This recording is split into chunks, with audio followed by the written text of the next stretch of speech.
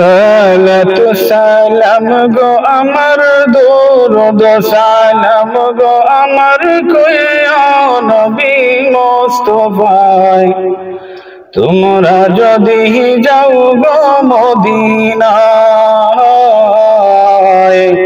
তোমরা যদি যাও গো মদিনায় সালাতু সালাম গো আমার দরুদ সালাম গো আমার কইয়া নবী মুস্তাফায় তোমরা যদি যাও গো মদিনায়।